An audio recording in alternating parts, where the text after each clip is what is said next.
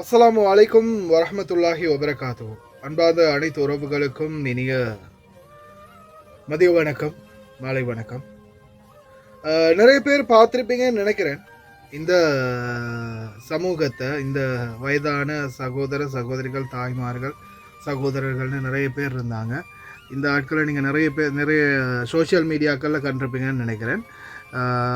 அந்த என்னது மாலுப்பான் அப்படின்னு சொல்லுவாங்க. அந்த பான் வண்டி வரும், அந்த என்னது சொல்கிறது, ஓட்டோவில் வரும், அதில் இவங்கெல்லாம் வாங்கி சாப்பிட்ற மாதிரி நிறைய வீடியோஸ் நான் ஒரு சில வீடியோஸ்கள் சோஷியல் மீடியா பக்கம் போகும்போது கண்டிருக்கிறேன். இந்த அமாலி, சுனிதா அப்படின்றலாம் அவங்களுடைய அந்த பெயர்கள் இருக்கும்.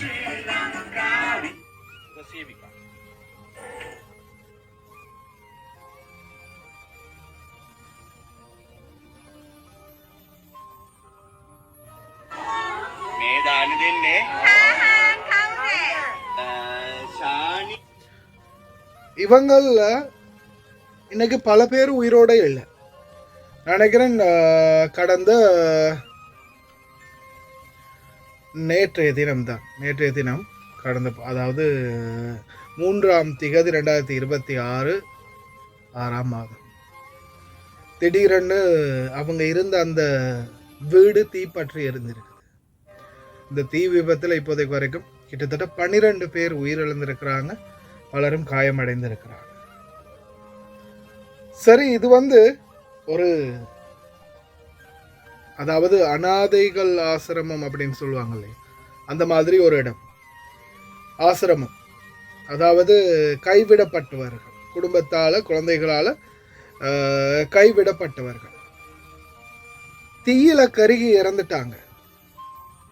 இது படுகொலை அப்படின்னு நான் மென்ஷன் பண்ணியிருக்கிறேன் தானே.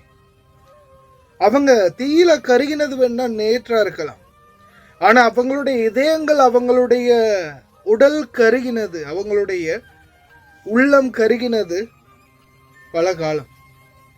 இந்த பெத்து வளர்த்து ஆளாக்கி வளர்த்து விட்ட அந்த குழந்தைகள் இன்னைக்கு அவங்கள இந்த மாதிரி இடங்கள்ல விட்டுட்டாங்க இல்லையா, அன்னைக்கு அவங்களுடைய உள்ளம் கருகி போச்சு, அன்னைக்கே அவங்கள கொன்னுட்டாங்க. இன்னைக்கு வெறும் கட்டை தான் வேகி இருக்குது, வெறும் கட்டை தான், உடல் தான் எரிஞ்சு இருக்குது, ஆனா உள்ளம் எப்பயோ எரிஞ்சு போச்சு.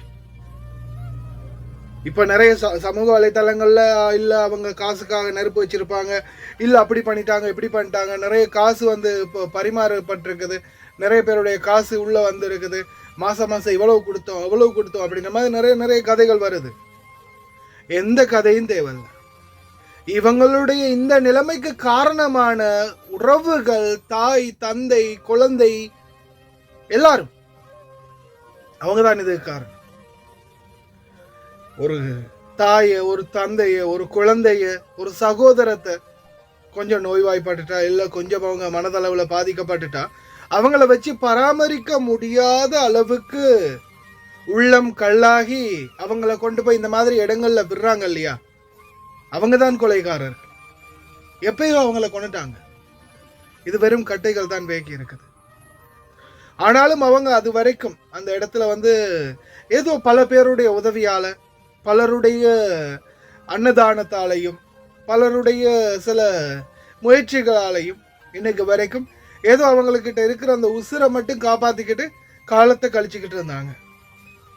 சிலர் இந்த மாதிரி சம்பவங்கள் நடக்கும் போதே உயிரை விட்டுறது. சிலர் இன்னைக்கு ரோட்லையும், சில இடங்கள்ல பராமரிப்பற்ற நிலையிலையும், யாசகம் கேட்கக்கூடிய நிலையிலையும், மனதளவுல பாதிக்கப்பட்ட நிலைமையிலையும், எத்தனையோ மனநல காப்பகங்கள்லையும், முதியோர் இல்லங்கள்லையும், அனாதை ஆசிரமங்கள்லையும் இன்னைக்கு இருக்கிறதுக்கு காரணம் அன்னைக்கு அந்த குடும்பங்கள் கவனிக்காம விட்டது. ஆனா இப்போ இந்த சம்பவம் நடந்த பிறகு இப்போ ஒவ்வொருத்தர் ஒவ்வொரு மாதிரி, நீ அப்படி பண்ணிட்ட, நீ தான் அதுக்கு காரணம், நீ தான் பதில் சொல்லணும், இவ்வளோ காசு கொடுத்தோம் அவ்வளோ காசு கொடுத்தோம். நீங்கள் கோடிக்கணக்கில் கொட்டி கொடுத்தாலும் உங்களுடைய குடும்ப பாசம் அது உங்ககிட்ட இருந்து மட்டும்தான் கிடைக்கும். என்னுடைய தாய்க்கு நான் கொடுக்கறது தான் பாசம். ரோட்டால போற யாரோ ஒருத்தர் அம்மான்னு கூப்பிட்டா அதுக்காக அது அவங்க குழந்தை கூப்பிட்ட மாதிரி ஆகாது. அதை நான் கூப்பிட்டா என்னுடைய தாய்க்கு தன் பிள்ளை கூப்பிட்டது ஒரு மனதில் ஒரு ஈர்ப்பை ஏற்படுத்தும். அது மாதிரி தான் யாரு சாப்பாடு, எத்தனை பேர் சாப்பாடு போட்டாலும், எத்தனை பேர் அவங்கள நல்லா பார்த்துக்கிட்டாலும் சொந்த தாய் தகப்பன் குழந்தை குடும்பம் உறவுகள் சகோதர சகோதரிகள் மாதிரி வராது. எத்தனையோ பேர் இன்னைக்கும் இதே நிலைமையில இருக்கிறாங்க, இதே நிலைமைக்கு தள்ளப்பட போறாங்க, தள்ளப்படலாம். ஏன்னா இன்னைக்கு நிறைய பேர் இந்த வெளிநாடுகளில் வேலை செய்யக்கூடியவங்க, நானும் நிறைய பேரை பார்க்குறேன் இன்னைக்கு வரைக்கும். அவங்களுடைய இப்போ சாதாரணமாக இப்போ நான் ரீசெண்டாக நான் சில வீடியோக்கள் போட்டேன் இந்த பேங்க் டீட்டெயில்ஸை பற்றி, இந்த பேங்க்கில் வந்து அக்கௌண்ட் திறக்கிறத பற்றி. இந்த மாதிரி வீடியோக்கள் போட்ட பிறகு நிறைய பேர் வந்து அக்கௌண்ட் ஓப்பன் பண்ணுறதை பற்றியெல்லாம் என்கிட்ட பேசினாங்க. எத்தனை வருஷம் வந்து 10 வருஷம் 15 வருஷம் 20 வருஷம் எனக்குன்னு ஒரு அக்கௌண்ட் இல்லை, எனக்குன்னு ஒன்றும் இல்லை. நீங்கள் சொல்லும்போது தான் ஞாபகம் வந்துச்சு, ஆமாம் நானும் ஒரு அக்கௌண்ட் ஒன்று எனக்கு திறந்து கொஞ்சம் காசு போடணும். 25 வருஷம் 10 வருஷம் 20 வருஷத்துக்கு பிறகு தான் அவங்களுக்கு நினைப்பு வருது.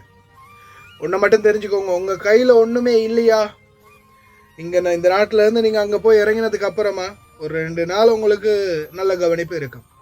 அதுக்கு பிறகு நாயும் கவரும் தான். அதனால் தயவு செய்து முடிந்த வரைக்கும் உங்களுக்கான ஒரு சேமிப்பை தயவு செய்து அன்பார்ந்த உறவுகளை சேமிச்சுக்கோ.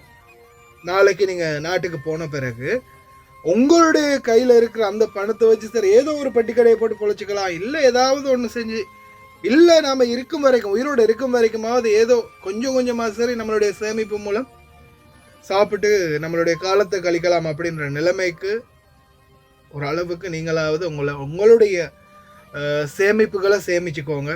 அப்படி இல்லை கடைசி வரைக்கும் இந்த மாதிரியான நிலைமைகளுக்கு நீங்களும் தள்ளப்படலாம். உண்மையிலே இறந்த அனைவருக்குமே எங்களுடைய ஆழ்ந்த இரங்கல்கள். அதே மாதிரி தீக்காயமுற்ற அனைவருக்கும் விரைவில் குணமடைய என்னுடைய பிரார்த்தனைகள். உண்மையிலே ரொம்ப கவலையாக இருக்குது. இவங்களுடைய நிறைய வீடியோஸ்கள் நான் அந்த சோஷியல் மீடியா பக்கம் போகும்போது நிறைய தடவை பார்த்துருக்குறேன். இந்த இந்த மனுஷி இன்னொருத்தர் இருக்கிறாங்க, அவங்கள தான் நிறைய தடவை எந்த இருக்கிறாங்க இவங்களை தான் நிறைய தடவை நான் கண்டிருக்கிறேன். இந்த பெண் அதே மாதிரி இந்த பெண்ணும் இவங்களும் நிறைய மீடியா அந்த இதில் வீடியோக்களில் வருவாங்க, இந்த பெண்மணியும் வருவாங்க. இறைவன் அவங்களுடைய ஆத்மாவை சாந்தி அடைய வைக்கட்டும்.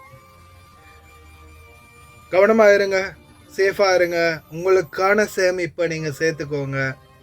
இல்லாத பட்சத்தில் இந்த மாதிரியான நிலைமைக்கு நாளை நீங்களும் தள்ளப்படலாம். கவனமாக இருங்க. இறைவன் பாதுகாக்கட்டும் அனைவரையும் இந்த மாதிரியான சூழல்களில் இருந்து.